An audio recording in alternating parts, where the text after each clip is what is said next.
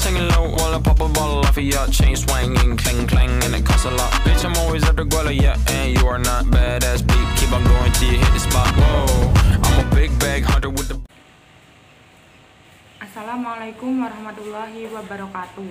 Kami dari kelompok 7 akan mempresentasikan hasil diskusi kami mengenai komunikasi nonformal dengan anggota 1.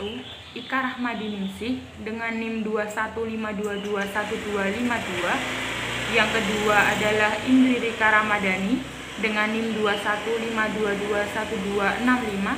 Yang ketiga adalah Aziza Khairina Amini dengan NIM 215221274.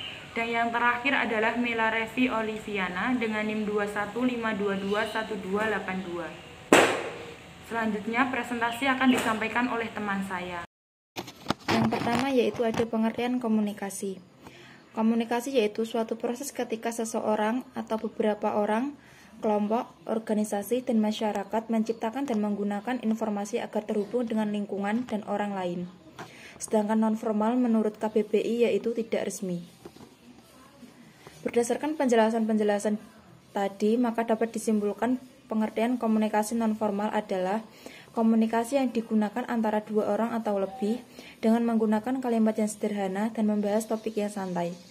Percakapan informal biasanya dilakukan antara orang sebaya atau orang yang sudah akrab seperti keluarga, teman, dan saudara sebagai bahasa sehari-hari. Selanjutnya yaitu tentang struktur dari komunikasi nonformal. Pada dasarnya, komunikasi nonformal ini tidak memiliki struktur tertentu yang mengikat. Karena apa? Karena komunikasi nonformal biasanya digunakan dalam kehidupan sehari-hari seperti berbicara dengan teman, keluarga, ataupun dengan kerabat dekat. Selanjutnya yaitu tentang ciri-ciri dari komunikasi nonformal. Yang pertama, diwujudkan dalam bentuk lisan maupun tertulis. Dan yang kedua, tidak ada hierarki atau tataran bahasa tertentu. Yang ketiga, kalimatnya sederhana, singkat, kurang lengkap, dan tidak banyak menggunakan kata penghubung. Yang keempat, tidak ada prosedur yang mengikat. Yang kelima, waktu dan tempat tidak menentu. Yang keenam, objek pembicaraan tak menentu. Selanjutnya yaitu tentang sifat dari komunikasi nonformal. Yang pertama, komunikasi nonformal muncul karena saluran formal yang tersedia terhambat. Yang kedua, sengaja dipilih ketika suatu pesan tidak dapat memungkinkan untuk disampaikan secara formal. Dan yang ketiga, lebih banyak berupa komunikasi lisan. Dan yang keempat, penyebaran pesan sulit untuk dikendalikan. Selanjutnya akan disampaikan oleh rekan saya. Macam-macam komunikasi nonformal. Yang pertama adalah rantai untai tunggal. Rantai untai tunggal sendiri adalah komunikasi yang terjadi ketika seseorang memberitahu atau menyampaikan informasi kepada orang lain. Kemudian orang lain tersebut menyampaikan kembali pesan tersebut kepada orang selanjutnya. Misalkan, si A menyampaikan pesan kepada si B, kemudian si B menyampaikan pesan kepada si C, kemudian si C menyampaikan pesan kepada si D, dan seterusnya, sehingga pesan tersebut akan terus-menerus berlangsung dan tersampaikan kepada semua orang. Yang kedua adalah gosip.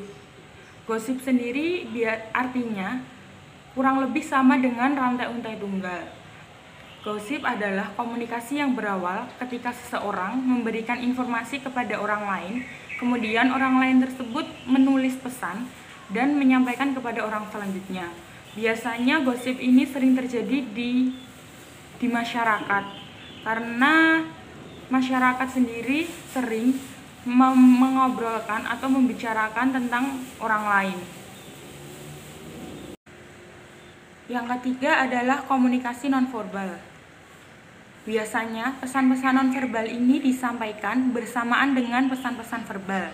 Dan komunikasi nonverbal ini umumnya digunakan untuk menyampaikan perasaan tertentu atau perasaan orang tersebut. Yang keempat adalah curhat.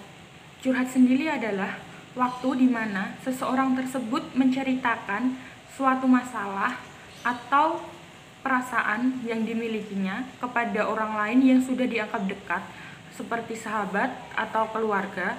Dan biasanya pesan atau perasaan yang dirasakan itu berupa masalah pribadi, percintaan, pekerjaan, dan masalah lainnya. Dan curhat ini dilakukan untuk mencari solusi agar seseorang tersebut merasa tenang jika mendapatkan masukan-masukan dari orang lain.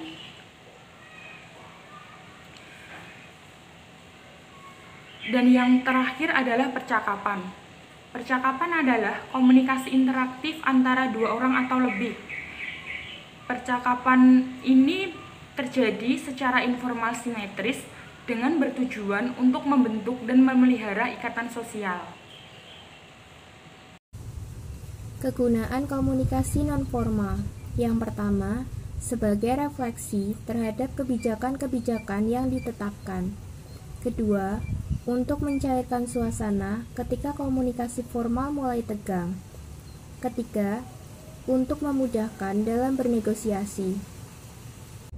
Manfaat komunikasi nonformal. Yang pertama, mempererat hubungan individu. Misalnya ketika kita menggunakan komunikasi nonformal dalam suatu komunikasi organisasi, maka kita secara tidak langsung dapat mempererat hubungan individu sesama anggota dalam suatu organisasi. Karena komunikasi nonformal ini sifatnya santai dan ringan. Yang kedua, dapat mencairkan suasana. Seperti yang sudah dikatakan sebelumnya, bahwasannya komunikasi nonformal ini sifatnya santai dan ringan, maka komunikasi nonformal ini dapat mencairkan suasana saat komunikasi formal mulai tegang. Ketiga, sebagai jembatan komunikasi formal. Sama halnya dengan mencairkan suasana, bahwa komunikasi nonformal ini dapat dijadikan sebagai pembuka sebelum menuju ke obrolan yang sifatnya serius, agar tidak terlalu tegang dalam suatu obrolan. 4. Lobbying. Mempelajari komunikasi nonformal ini dapat membawa kita ke lobbying, atau dengan kata lain, kita akan bisa melakukan negosiasi dengan bahasa yang ringan dalam komunikasi nonformal. Halo Aziza, apa kabar? Oh halo Ika, kabar baik nih. Tumben nelpon, ada apa ya? Ini kan kita udah liburan semester kan ya? Aku rencana pengen liburan gitu. Gimana kalau kita pergi liburan gitu ya? Wah, ide bagus tuh. Oke, aku setuju. Tapi kira-kira kemana ya? Bingung nih, belum ada referensi. Aku sih punya rencana mau ke Jogja gitu, 1-2 hari gimana? Tapi kalau cuma berdua kayaknya nggak seru deh, kurang ramai. Gimana kalau kita ngajak Indri sama Mela, sekalian liburan bareng-bareng gitu? Wah, cocok tuh. Aku coba telepon mereka dulu ya, siapa tahu mereka mau. Oke, siap. Halo guys, apa kabar nih kalian? Halo Zah. Baik aku Zah. Ada apa nih telepon malam-malam? Halo Zah. Jadi ini aku sama Ika kan ada rencana buat liburan semester ini ke Jogja. Nah, aku sama Ika rencana mau ngajak kalian berdua gitu liburan. Mau ikut nggak? Boleh tuh Zah, sekalian healing juga kan? Lumayan habis semesteran, otak biar fresh lagi. Gas aja sih aku. Tapi kalau ke Jogja kemana ya? Banyak tempat liburan kan di sana? Wah, bagus nih, bisa semua. Aku tambahin Ika dulu ya, biar kita teleponan berempat bahas kalian. Oke Zah, Oke, siap. Hai guys, gimana nih? Bisa semua ya pasti? Bisa dong Kak, sekalian healing gitu. Bisa dong Kak. Lama nggak liburan ke Jogja juga. Kira-kira tanggal berapa nih bisanya? Kalau tanggal 13-14 gimana? Sekalian nyewa villa gitu 1-2 hari. Boleh tuh Kak, biar puas sekalian di Jogjanya. Yang lain gimana? Setuju apa enggak? Aku sih setuju aja, tapi pantai yang utama lah ya. kan udah jadi wisata yang sering dikunjungi tuh. Oke, bisa semua ya. Jadi aku sama Aziza rencana mau naik kereta gitu ke sananya. Iya kan, Zah? Ya dong. Nanti di sana kita tinggal sewa mobil atau pesen Grab itu kalau mau main-main. Setuju nggak nih? Iya, Zah. Nanti kita naik kereta aja. Setuju aku. Oke guys, berarti udah fix kan ini kita liburan tanggal 13 sampai 14 ke Jogja naik kereta. Udah, Mel. Jangan lupa bawa perlengkapan pribadi ya, guys. Siap. Siap ya. Kalau gitu udah dulu ya teleponannya. Bye, guys. Bye guys. Sekian presentasi dari kelompok kami. Apabila ada kesalahan dan kekurangan dalam penyampaian materi, kami mohon maaf. Wassalamualaikum warahmatullahi wabarakatuh.